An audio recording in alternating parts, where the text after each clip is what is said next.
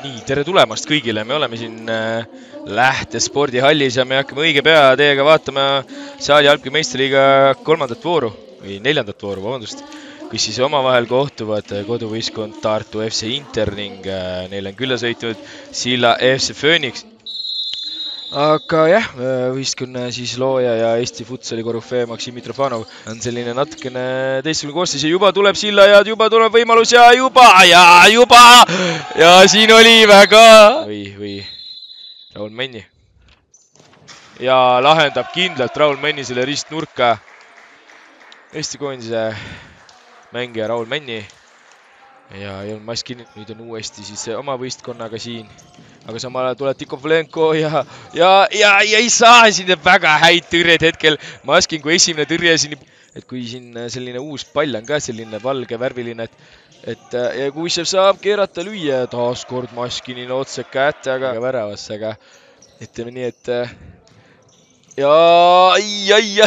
kui hästi nüüd, ütleme nii, et meil on sisu väga palju ja nüüd samal ajal Kušev võtab nurgalöögist, Männi nurgalöögist 2-0. Männi on siin 5 minutiga teinud 1+1 ning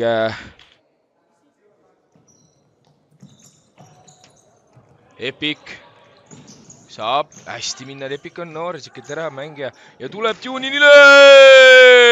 Igiliikur, 23 aastat noor, vabandust, 40+ aastat noor. Andrei Tunin Sander Epiku söödust lööb seisuks 1-2 ja ilusti lahendas. Nagu ma ütlesin täna, ühe ta kirja saab kahjuks. Ja samal ajal siis tuleb Danil Tikopovlenko, lööb seisuks 3-1, söödus Danil Tsigankov. Hetkel ilusti.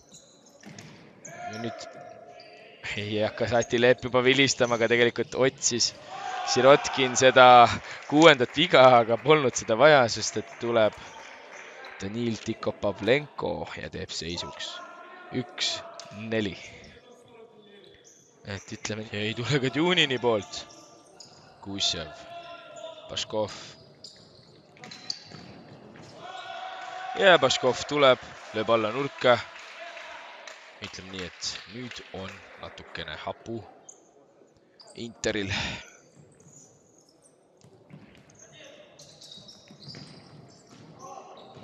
Ja Paškov söödab ja Tsigankov lammutab. Seis on 1-6.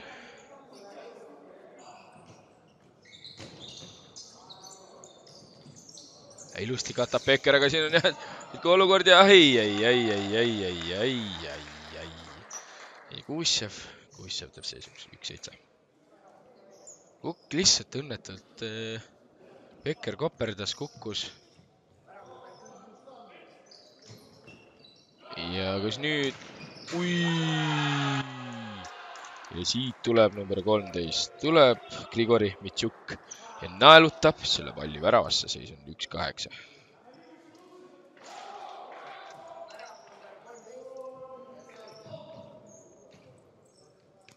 Liiguvad, Kušev.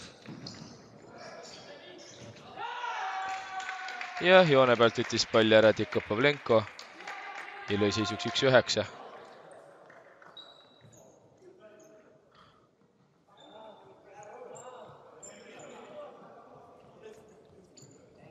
Ment olnud päris palju. Epik. Ja Epik, kui päris hea löök. Männi. Kui natuke vaadata seda lendava väravahi olemust. Ja siis samal ajal tuleb Tikopovlenko, realiseerib selle söödu ilusa löögiga. Tema tänane 4. seis on 1-10. Ja meil on mängida veel 8-47.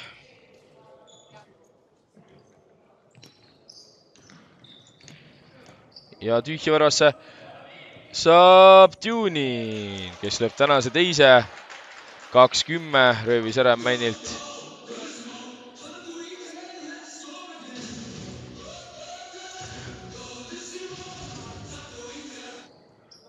Teised ka mitte.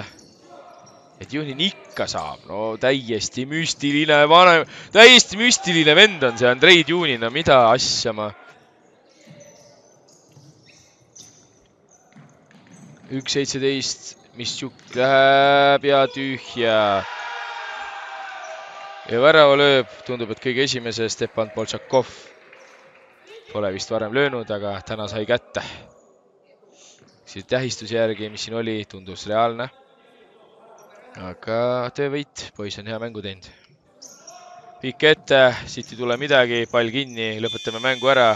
Lähme koju ära. Seis on 2-11 ja Silla võtab siit kindla võidu.